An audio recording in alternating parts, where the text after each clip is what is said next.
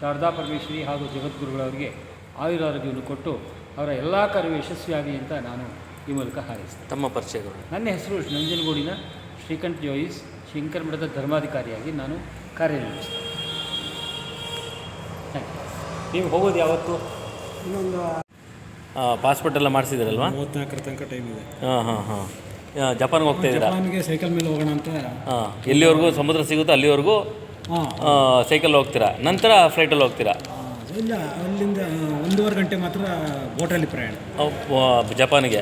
ಹಾಂ, ಎಲ್ಲಿವರೆಗೂ ಹೋಗಬೇಕು ಅಂತ ಐಡಿಯಾ ಇದೆ ತಮಗೆ? ದಕ್ಷಿಣ ಕೊರಿಯಾದ ತನಕನೂ ಸೈಕಲಲ್ಲಿ ಪ್ರಯಾಣ ಮಾಡೋಣ ಅಂತ. ಓಕೆ. 4 ದೇಶ ಅಥವಾ 5 ದೇಶ ದಾಟ್ಕೊಂಡು ಹೋಗ್ಬೇಕು ಅಂತ ಹೇಳ್ತಾ ಇದ್ದಾರೆ. ಹಾಂ ಹಾಂ.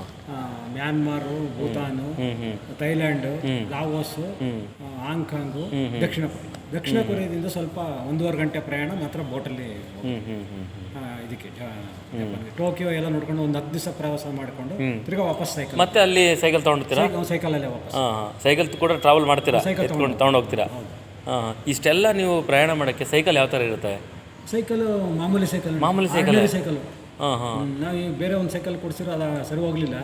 ಈಗ ನಮ್ಮ ಹೀರೋ ಜೆಟ್ ಅಂತಿದೆ, ನಾವು ಅವಾಗಲಿಂದ ಉಪಯೋಗಿಸ್ತಾ ಇದ್ದೀವಿ. ಹೀರೋ ಕಂಪ್ನಿದು ಮೊದಲೊಂದು ತಗೊಂಡಿದ್ದು 23 ವರ್ಷ 65,000 ಕಿಲೋಮೀಟರ್ ಸುತ್ತಿದ್ದೀನಿ ಅದರಲ್ಲಿ. 23 ವರ್ಷ ಅದರಲ್ಲಿ 65,000 ಕಿಲೋಮೀಟರ್ ಸುತ್ತಿ ಆ ದಾಖಲೆ ಮಾಡಿದ್ದೀನಿ. ಈಗ ಅದನ್ನೇ ತಗೊಂಡು ಹೋಗೋಣ ಅಂತ ಮಾಡಿ ಶ್ರೀಲಂಕಾಗೆ ಹೋದಾಗಲೂ ಅದೇ ಸೈಕಲ್ 2 ಸೈಕಲ್ ಬಂದಿತ್ತು ನಂಗೆ. ಇಲ್ಲಿಂದ ಹೋಗೋಕೆ ಒಂದು ಸೈಕಲ್ ಚೆನ್ನೈ ತನಕ, ತಿರ್ಗಾ ಶ್ರೀಲಂಕಾದಲ್ಲಿ ಒಂದು ಸೈಕಲ್ ಕೊಡಿಸಿದ್ರು. ಬಾಡಿಗೆ ಸೈಕಲ್ ಕೊಡಿಯಿಂದ ನೆಸ್ಲೆ ಮ್ಯಾನೇಜರ್ ಅವರು, ಅದಕ್ಕೆ ಅವರು ಇಲ್ಲ ಹೊಸ್ತೆ ತಗೊಡ್ತೀನಿ ಅಂದ್ಬಿಟ್ಟು ಹೊಸ ಸೈಕಲ್ ತಗೊಟ್ಟಿದ್ರು. ಅದರಲ್ಲಿ 15 ದಿವಸ ಸುತ್ತೀನಿ ಶ್ರೀಲಂಕಾನ.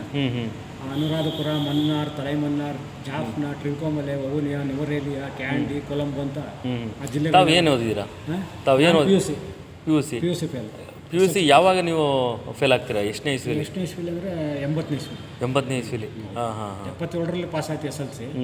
80ಕ್ಕೆ ಅಲ್ಲ, ತಾವು ಇಷ್ಟು PUC ಓದ್ಕೊಂಡು ಫೇಲ್ ಆಗಿದ್ಕೊಂಡು, ಫೇಲ್ ಅನ್ನೋದು ಮುಖ್ಯ ಅಲ್ಲ, ಬಟ್ ಇಷ್ಟೆಲ್ಲ ಇಡೀ ದೇಶನೇ ಪಾಸ್ ಮಾಡ್ಕೊಂಡು ಓಡಾಡ್ತಾ ಇದ್ದೀರಾ PUC ಓದಿ. ಲ್ಯಾಂಗ್ವೇಜ್ಗಳು ಹೆಂಗೆ ನಿಮಗೆ? ಈಗ ನಮ್ಮ ಇಂಡಿಯನ್ ಲ್ಯಾಂಗ್ವೇಜ್ ಆದರೆ ಹೆಂಗೋ ತೆಲುಗು, ತಮಿಳು, ಇನ್ನಿತರ ಭಾಷೆಗಳು ಹಿಂದಿಲಿ ಮೇಂಟೈನ್ ಮಾಡಿಬಿಡ್ತೀರಾ.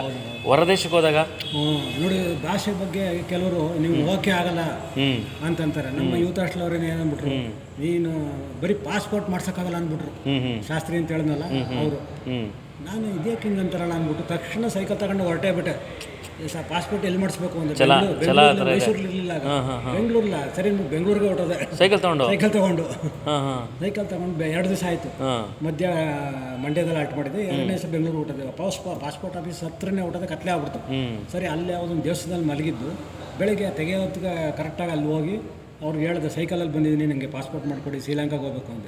ನೋಡಿದ ತಕ್ಷಣ ಅವರು ಸೈಕಲಲ್ಲಿ ಬಂದಿದ್ದೀರಾ, ಮ್ಯಾನೇಜರ್ ಕಾಂಟ್ಯಾಕ್ಟ್ ಮಾಡಿ ರಿಸೆಪ್ಷನಲ್ಲಿ ಅವರು ನಿಮಗೆ ಬೇಗ ಮಾಡ್ಕೊಡ್ತಾರೆ. ಮ್ಯಾನೇಜರ್ಗೆ ಹೇಳಿದ ತಕ್ಷಣ ಅವರು ಸೈಕಲ್ ನೋಡ್ಬಿಟ್ಟು ಇವ್ರಿಗೆ ಮಾಡ್ಕೊಡಿ ಅಂದ್ಬಿಟ್ಟು ಅರ್ಧ ಗಂಟೆಲಿ ನಮಗೆ ಪಾಸ್ಪೋರ್ಟ್ ಮಾಡಿಕೊಟ್ಟೇ ಬಿಟ್ಟು. ನೋಡಿ, ಅಧಿಕಾರಿಗಳು ಇಂಥ ಒಳ್ಳೆಯವರು ಇರ್ತಾರೆ, ಕೆಲವು ಕೆಟ್ಟವರು ಇರ್ತಾರೆ ಅದಕ್ಕೆ ಇದು ನೀವೇ ಸಾಕ್ಷಿ.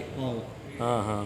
ಅಧಿಕಾರಿಗಳು ಮನ್ಸು ಮಾಡಿದ್ರೆ ಏನು ಬೇಕಾದ್ರೂ ಸಮಾಜ ತಿದ್ಬೋದು ಅನ್ನೋದು ಬಂದಮೇಲೆ ಪೊಲೀಸ್ನವರು ನಿಮ್ದು ಸರಿಯಾಗಿ ಅಡ್ರೆಸ್ ಇಲ್ಲ ಅಂದ್ಬಿಟ್ಟು ಇವ್ರು ತಡೆ ಹಾಕ್ಬಿಟ್ಟಿದ್ರು. ಹಾಂ ಹಾಂ ಹಾಂ. ನನ್ನ ತಮ್ಮನ ಪೊಲೀಸು, ಅವನು ಫೋನ್ ಮಾಡಿದ್ರು ಕೂಡ ನಾನು ಸಬ್ ಇನ್ಸ್ಪೆಕ್ಟರ್, ನನಗೆ ಕೊಟ್ಟಿಲ್ಲ ಪಾಸ್ಪೋರ್ಟು ಅಂದ್ಬಿಟ್ಟು. ಸರಿ ಬಿಡಿ, ಬೇರೆ ದಾರಿ ಹುಡುಕ್ತೀನಿ ಅಂದ್ಬಿಟ್ಟು ಆಗ ದಪ್ಪೆದಾರನ್ನ ಕೇಳಿದೆ, ಇನ್ನು ಬೇರೆ ಮಾರ್ಗ ಹೆಂಗೆ ಅಂತ.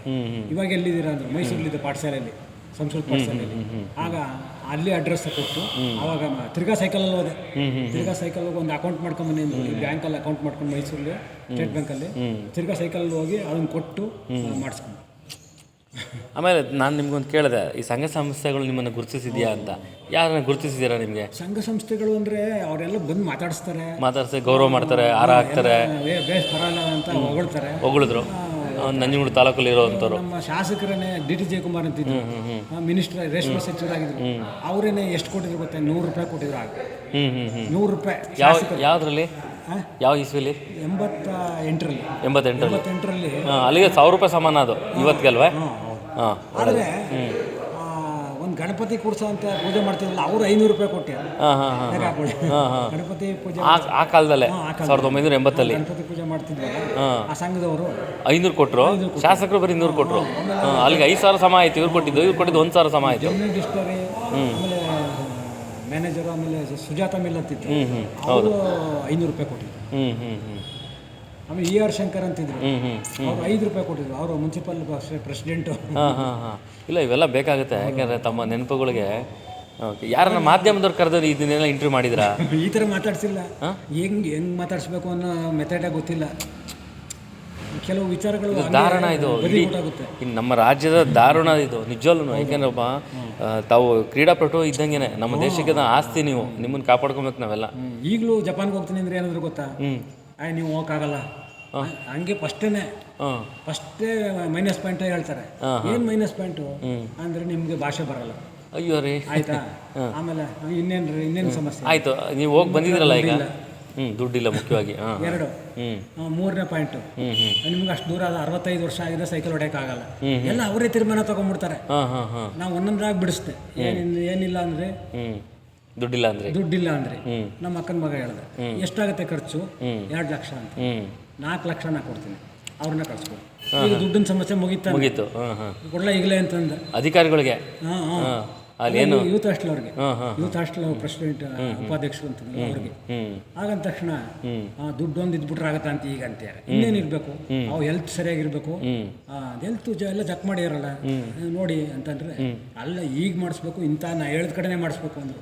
ಮೈಸೂರಲ್ಲಿ SGS ಆಸ್ಪತ್ರೆ ಅಂತಿದೆ, ಅಲ್ಲಿ ಹೋಗಿ ಡಯಾಗ್ನೋಸ್ಟಿಕ್ ಅಲ್ಲಿ ಟೆಸ್ಟ್ ಮಾಡ್ಬೇಕು ಅಂದ್ರು.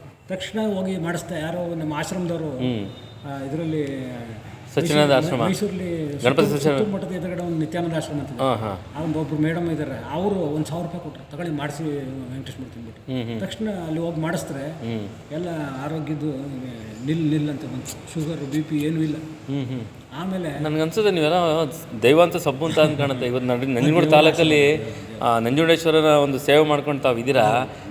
ಈ ಒಬ್ಬ ರೈತಾಪಿ ಜನ ಏನಿರ್ತಾರೆ ಆ ಥರ ಸಾಧಾರಣವಾದಂಥ ಸರಳ ಸಜ್ಜನಿಕರ ಥರ ಇದ್ದೀರಾ ನೀವು. ನಿಜವಲ್ಲೂ ನಿಮ್ಮನ್ನು ಮಾಧ್ಯಮದವ್ರು ಗುರುತಿಸಿ, ಅಲ್ಲದೆ ಏನೇನೋ ಮಾಡ್ತೀವಿ ನಾವು ಮಾಧ್ಯಮ. ನಾನು ಕೂಡ ಮಾಧ್ಯಮದಾಗ ಹೇಳ್ತಾ ಇದ್ದೀನಿ, ಏನೇನೋ ಯಾರನ್ನೋ ತೋರಿಸ್ತೀವಿ, ಕೆಲ್ಸಕ್ಕೆ ಬರೆದಂಥ ಜನಪ್ರತಿನಿಧಿಗಳನ್ನ, ಕೆಲ್ಸಕ್ಕೆ ಬರೆದಂಥ ಸಂಘ ಸಂಸ್ಥೆಯವ್ರನ್ನ, ಕೆಲವೊಂದು ಇದ್ದಾರೆ ಈ ಥರದವರು, ಅಂಥವ್ರನ್ನೆಲ್ಲ ನಾವು ತೋರಿಸ್ತೀವಿ. ನಿಜವಾಗ್ಲೂ ನೀವು ನಮ್ಮ ಕರ್ನಾಟಕದ ಆಸ್ತಿ ಸರ್, ನಾವು ನಿಮ್ಮನ್ನು ಉಳಿಸ್ಕೊಬೇಕು.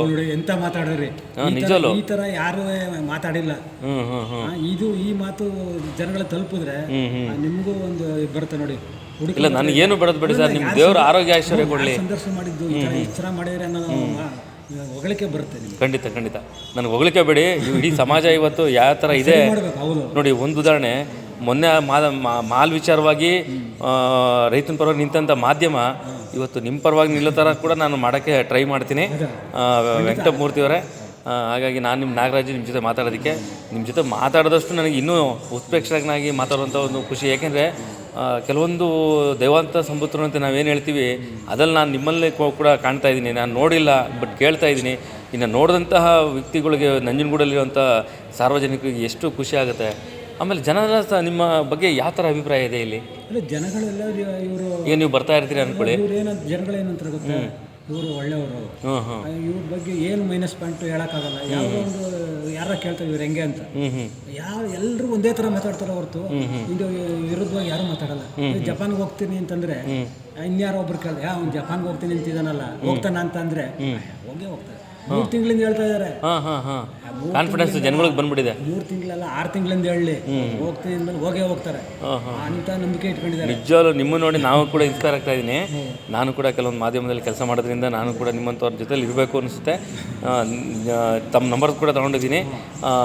ನಿಮ್ಮ ಜೊತೆ ನಾನು ಇರ್ತೀನಿ, ನಿಕಟ ಸಂಪರ್ಕವಾಗಿ. ಇಡೀ ದೇಶ ನೀವು ಎಲ್ಲೇ ಸುತ್ತಿದ್ರು, ಒಂದು ನಿಮಿಷ, ಇಡೀ ದೇಶದಲ್ಲಿ ನೀವು ಎಲ್ಲೇ ಸುತ್ತಿದ್ರು ನನಗೂ ಕೂಡ ಹಲವಾರು ಭಾಷೆಗಳು ಬರುತ್ತೆ. ನಿಮ್ಮ ಜೊತೆ ನಾನು ಇರ್ತೀನಿ. ದಯವಿಟ್ಟು ನಿಮ್ಗೆ ಏನೇನ ಒಳ್ಳೇದಾಗಲಿ ಕಷ್ಟ ಆಗಲಿ, ನೀವು ಹೋಗುವಂಥ ಜಾಗದಲ್ಲಿ ನನಗೂ ಒಂದು ಸಾವು ವಿಶ್ರಮ ಟೈಮಲ್ಲಿ ನನಗೆ ಫೋನ್ ಕೊಡಿ. ಖಂಡಿತ. ಯಾಕೆಂದರೆ ನಾನು ಹಲವಾರು ಸಂಘ ಸಂಸ್ಥೆಯಲ್ಲಿದ್ದೀನಿ, ಹಲವಾರು ಇಡೀ ದೇಶದಲ್ಲಿ ಕೂಡ ನನಗೂ ಕಾಂಟ್ಯಾಕ್ಟ್ ಮಾಡುವಂಥ ಶಕ್ತಿಯ ಭಗವಂತ ಕೊಟ್ಟಿದ್ದಾನೆ. ಇವತ್ತೆಲ್ಲ ಇಡೀ ದೇಶದಲ್ಲಿ, ಇಡೀ ಪ್ರಪಂಚದಲ್ಲಿ ಇಂಟರ್ನೆಟ್ ಇದೆ. ಪ್ರತಿಯೊಂದು ಸಂಘ ಸಂಸ್ಥೆಗೂ ಇಂಟರ್ನೆಟ್ ಕನೆಕ್ಟ್ ಇರುತ್ತೆ. ನಿಮ್ಗೆ ಏನೇ ಅತ್ತಾಚುರಿ ಆಗಲಿ, ಒಳ್ಳೆಯದಾಗಲಿ, ಅದನ್ನೆಲ್ಲ ನಾನು ನಿಮ್ಮ ಜೊತೆ ಹಂಚ್ಕೋತೀನಿ. ಅದಕ್ಕೆ ನಾನು ಹಲವಾರು ಪುರಾವೆಗಳು ಕೊಡ್ತೀನಿ. ಯಾಕೆಂದರೆ ಕೆಲವರೆಲ್ಲ ಕಾಲ್ನಡಿಗೆಯಲ್ಲಿ ಬಂದಿದ್ದರು ಮಾದೇಶ್ವರ ಬೆಟ್ಟಕ್ಕೆ ಹೋಗೋಕೆ, ಅವ್ರನ್ನೆಲ್ಲ ನಮ್ಮ ತಾಲೂಕಿಂದ ತಲುಪಿಸೋರ್ಗು ನನ್ನ ಜೊತೆಲಿದ್ದೆ. ಬೇಬಿ ಮಠದ ಗುರುಗಳು ಕಾಲ್ನಡಿಗೆಯಿಂದ ಮಾದೇಶ್ವರ ಬೆಟ್ಟಕ್ಕೆ ಹೋಗ್ತಿದ್ರು. ನಾನೆಲ್ಲೋ ಹೋಗ್ತಿದ್ದೆ, ಒಂದು ಸಣ್ಣ ಹಳ್ಳಿಯಲ್ಲಿ ಬರ್ತಾಯಿದ್ರು. ನನಗೆ ಗೊತ್ತಾಗ್ಬಿಡ್ತಿದ್ರು ಹೋಗ್ತಾವ್ರೆ ಅಂತ. ತಕ್ಷಣ ಅವ್ರಿಗೆಲ್ಲ ಏನು ಬೇಕು ಅವರು ನಮ್ಮ ತಾಲೂಕು ಬಿಡೋವರೆಗೂ ಕೂಡ ಅವ್ರ ಜೊತೆಲಿ ಫಾಲೋಅಪ್ ಮಾಡ್ತಾ ಇದ್ದೆ. ಆ ಥರ ಸನ್ನಿವೇಶಗಳು ಬೇಕಾದಷ್ಟಾಗಿದೆ. ಯಾಕೆಂದರೆ ನಮ್ಮ ಕೈಲಾಗಲ್ಲ, ಭಗವಂತ ನಿಮ್ಮನ್ನು ಸೃಷ್ಟಿ ಮಾಡಿದ್ದಾನೆ. ನಿಮಗೊಂದು ಹಳ್ಳಿ ಸೇವೆ ಮಾಡೋದು ಸಾಕು ನಾವು. ಅರ್ಥ ಆಯ್ತಾ? ನಮ್ಮ ಸ್ನೇಹಿತರು ಒಬ್ಬರು ಇದ್ದಾರೆ ಗುಂಡಣ್ಣ ಅಂತ, ಇಲ್ಲಿ ಅಮ್ಮಚವಾಡಿಲಿದ್ದಾರೆ. ಅವರೇ ನಮಗೆ ಮೂಲ ಸೈಕಲ್ ಹೊಡೆಯೋದು, ಈಜು ಹೊಡೆಯೋದು ಇದಕ್ಕೆಲ್ಲ ಹೇಳ್ಕೊಟ್ಟಿದ್ದು. ನಮ್ಗೆ ಗುರು ಇದ್ದಂಗೆ. ಅಮ್ಮಚವಾಡಿ ನೋಡಿದ್ದೀನಿ ನಾನು. ಅಮ್ಮಚವಾಡಿಲಿ 15 ದಿನ ಇದ್ದೆ ನಾನು. ಇನ್ನೊಬ್ರು ನಮ್ಮ ಸ್ನೇಹಿತರು ಲಿಂಗಾಯತರ ಮನೇಲಿ 15 ದಿನ ಊಟ ಮಾಡಿದ್ದೀನಿ ಅಮ್ಮಚವಾಡಿ. ಹೌದಾ? ನಾನು ಕೂಡ ಹಲವಾರು ಹಲವಾರು ರಾಜ್ಯಗಳೆಲ್ಲ ಹೋಗಿ ಬಂದಿದ್ದೀನಿ, ಹಲವಾರು ಭಾಷೆಗಳನ್ನ ಕಲ್ತ್ಕೊಂಡಿದ್ದೀನಿ. ಬಟ್ ನಿಮ್ಮನ್ನು ನೋಡಿ ನಾನು ಇನ್ಸ್ಪೈರ್ ಆಗಬೇಕು. ಮತ್ತು ಎಲ್ಲ ಮಾಧ್ಯಮದವ್ರು ದಯವಿಟ್ಟು ಅರ್ಥ ಮಾಡ್ಕೊಳ್ಳಿ. ಮಾಧ್ಯಮದವರೇ, ನಾನು ನಿಮ್ಮ ನಾಗರಾಜ್ ಮಾತಾಡ್ತಿರೋದು. ಇಂಥ ಸಾಧಕರನ್ನ ದಯವಿಟ್ಟು ಕರೆದು ಒಂದು ಕಾರ್ಯಕ್ರಮಗಳಲ್ಲಿ ಅವ್ರನ್ನ ಸಂದರ್ಶನ ಮಾಡಿ, ಇಂಥವ್ರು ನೋಡಿ ಬೇರೆಯವರು ಕೂಡ ಇನ್ಸ್ಪೈರ್ ಆಗ್ತಾರೆ. ಇಡೀ ನಮ್ಮ ರಾಜ್ಯದಲ್ಲಿ ಇಂಥವ್ರು ನೋಡಿ, ಇವತ್ತು ನಾವು ಬೇರೆ ಜಪಾನು, ಟೋಕಿಯೋ ಮತ್ತು ಬೇರೆ ಬೇರೆ ದೇಶಗಳಲ್ಲಿ ಪಟುಗಳು ಹಂಗೆ ಹಿಂಗೆ ಅಂತ ನಾವು ತೋರಿಸ್ತೀವಿ. ಅದು ನಿಜ ವೇಸ್ಟ್ ಅದು. ಯಾಕೆಂದರೆ ನಮ್ಮ ದೇಶದಲ್ಲಿ, ನಮ್ಮ ರಾಜ್ಯದಲ್ಲಿ, ನಮ್ಮ ಗ್ರಾಮಗಳಲ್ಲಿ ಇಂಥ ಪಟುಗಳು ಎಷ್ಟೋ ಜನ ಇದ್ದಾರೆ. ನಾವು ಮಾಧ್ಯಮದವರು ನಾವು ಗುರುತಿಸ್ಬೇಕಂತ ಮುಖ್ಯ ಕರ್ತವ್ಯ ಅದು. ದಯವಿಟ್ಟು ಇದು ಯಾರೆಲ್ಲ ಆಡಿಯೋ ಕೇಳಿಸ್ಕೊತೀರಾ, ದಯವಿಟ್ಟು ತಮ್ಮ ನಂಬರ್ ಹೇಳಿ. ಏನೇನ ಅವ್ರೇನು ಸಹಾಯ ಕೇಳಲ್ಲ, ನಿಮ್ಮನ್ನು ನಂಬರ್ ಕೇಳಿಸ್ಕೊಳ್ಳಿ ಅಷ್ಟೇ. ಪ್ರೀತಿಯಿಂದ ಮಾತಾಡಿ, ಅವ್ರಿಗೆ ಧೈರ್ಯ ತುಂಬಿ. ನಿಮ್ಗೆ ದುಡ್ಡು ಅವ್ರಿಗೆ ಬೇಕಾಗಿಲ್ಲ. ಸರ್, ತಮ್ಮ ನಂಬರ್ ಹೇಳಿ. ಮೂರ್ತಿ ಅಂತ ನನ್ನ ಹೆಸರು. 761 94 92 861 ಮೊಬೈಲ್ ನಂಬರ್. ಮತ್ತೊಮ್ಮೆ ಹೇಳಿ. 761 94 92 861. ಓಕೆ. ಹಾಗಾಗಿ ಎಷ್ಟು ಸರಳವಾಗಿದ್ದೀರಾ, ನಿಜವಲ್ಲೂ ಖುಷಿ ಆಗುತ್ತೆ ನಮಗೆ. ನಮ್ಮ ಗುಂಡಣ್ಣ ಅಂತೆಲ್ಲ ಅವ್ರಿಗೆ ಒಂದು ಕಳಿಸ್ಕೊಡಿ. ಖಂಡಿತ ಕಳಿಸ್ಕೊಡ್ತೀವಿ. ಇಡೀ ರಾಜ್ಯಕ್ಕೆ ಕಳಿಸ್ಕೊಡ್ತೀನಿ. ನನ್ನ ಹತ್ರ 400 ಗ್ರೂಪ್ ಇದೆ, ವಾಟ್ಸಪ್ ಗ್ರೂಪು. ಅಷ್ಟು ಜನಕ್ಕೂ ಪುಣ್ಯಾತ್ಮರು ಯಾರನ್ನ ಒಂದು ಇದ್ರ ಬಗ್ಗೆ ತಮ್ಮ ಬಗ್ಗೆ ನೋಡಿ ಕೇಳಿದರೆ ನೋಡಿದರೆ, ಅಥವಾ ಮುಂದೆ ಕೇಳಲಿಲ್ಲ ಅಂದರೂ ಇದೊಂದು ಇನ್ಸ್ಪೈರ್ ಆಗಲಿ. ಎಷ್ಟೋ ಮಕ್ಕಳು, ಎಷ್ಟೋ ಸ್ಪೋರ್ಟ್ಸ್ ಮ್ಯಾನ್ಗಳು ತಮ್ಮಂದು ಒಂದು ಇನ್ಸ್ಪೈರ್ ಆಗಿ ಕೆಲಸ ಮಾಡಲಿ. ಈ ಥರ ನೀವು ಸಂದೇಶ ಕಳಿಸ್ತಾ ಇರೋದು ಬಾಣ ಹೊಡೆದಂಗೆ ಹೊಟ್ಟೋಗುತ್ತೆ. ಖಂಡಿತ ತಲೆಯೊಳಗೆ ಹೋಗುತ್ತೆ ಇದು. ಹೌದೌದು, ಹೋಗ್ಬೇಕು. ಯಾಕೆಂದರೆ ನಮ್ಮ ರಾಜ್ಯನ, ನಮ್ಮ ದೇಶನ, ನಮ್ಮ ಊರನ್ನ ನಾವೇನೋ ತಿಳ್ಕೊಂಡ್ಬಿಟ್ಟಿದ್ದೀವಿ. ಬಟ್ ನಮ್ಮ ದೇಶ, ನಮ್ಮ ರಾಜ್ಯ, ಅಲ್ಲಿರೋಂಥ ಎಲ್ಲ ಪ್ರತಿಯೊಬ್ಬರು ಕೂಡ ಅಗಾಧ ಶಕ್ತಿ ಇರೋವಂಥವ್ರು. ನಮ್ಮ ದೇಶದ ಅಗಾಧ ಶಕ್ತಿ, ಅದನ್ನು ನಾವು ಎಲ್ಲೋ ಒಂದು ಕಡೆ ನಾವು ನಮ್ಮನ್ನು ಮರಿಮಾಚಿ ಬೇರೆ ದೇಶದೆಲ್ಲ ತೋರಿಸಿದ್ವಿ. ಅಥ್ಲೆಟಿಕ್ಸ್ ತೋರಿಸ್ತೀವಿ, ಆಯಿತು, ಲೈವ್ ನೋಡಿ, ಅಥ್ಲೆಟಿಕ್ಸ್ ನೋಡಿ, ಆಯಿತಾ. ಅವಶ್ಯಕತೆ ಇಲ್ಲ. ನಮ್ಮ ಊರಿನಲ್ಲಿ, ನಮ್ಮ ಗ್ರಾಮದಲ್ಲಿರುವಂಥ ಕ್ರೀಡಾಪಟುಗಳು, ಎಲ್ಲ ಥರ ದಾರ್ಶನಿಕರು ಯಾರೇ ಇರಲಿ, ಅವ್ರನ್ನ ನಾವು ತೋರಿಸೋಂಥ ಕೆಲಸ ನಾವು ಮಾಡಬೇಕು. ಇಷ್ಟು ಚಿಕ್ಕ ಒಂದು ಇಂಟರ್ವ್ಯೂ ಕೊಟ್ಟಿದ್ದೀರಾ ತಾವು, ಆಡಿಯೋ ಇಂಟರ್ವ್ಯೂ ಕೊಟ್ಟಿದ್ದೀರಾ. ನಿಜವಾಗ್ಲೂ ವೆಂಕಟೇಶ್ ಮೂರ್ತಿಯವರೇ, ಕೇವಲ ಬರೀ ಅರ್ಧ ಗಂಟೆ ಅಷ್ಟೇ. ನಾನು ನಿಮ್ಮನ್ನು ಮಾತಾಡ್ತಾನೆ ಇರಬೇಕು ಅಂತ, ಗಂಟೆ ಮಾಡಬೇಕು ಅಂತ ಆಸೆ. ಇದು ಆಡಿಯೋ ಯಾಕೆ ಮಾಡ್ತಾಯಿದ್ದೀನಿ ಅಂದರೆ, ನನ್ನಲ್ಲಿ ನಾನು ನಿಮ್ಮ ಥರನೇ, ನನ್ನಲ್ಲಿ ಮೊಬೈಲ್ ಸ್ಟೋರೇಜ್ ಇಲ್ಲ. ಹಾಗಾಗಿ ಆಡಿಯೋ ಮಾಡ್ತಾಯಿದ್ದೀನಿ. ನನ್ನ ಮೊಬೈಲ್ ಸ್ಟೋರೇಜ್ ಕಮ್ಮಿ ಇರೋದ್ರಿಂದ, ಇಲ್ಲ ಅಂದರೆ ನಾನು ವೀಡಿಯೋ ಮಾಡಿ ನಿಮ್ಗೆ ಮತ್ತೊಮ್ಮೆ ನಿಮ್ಗೆ ಭೇಟಿ ಆಗ್ತೀನಿ. ನಮಸ್ಕಾರ. ದಯವಿಟ್ಟು ಆರೋಗ್ಯವಾಗಿ, ಕ್ಷೇಮವಾಗಿ ಜಪಾನಿಂದ ಬರಲಿ.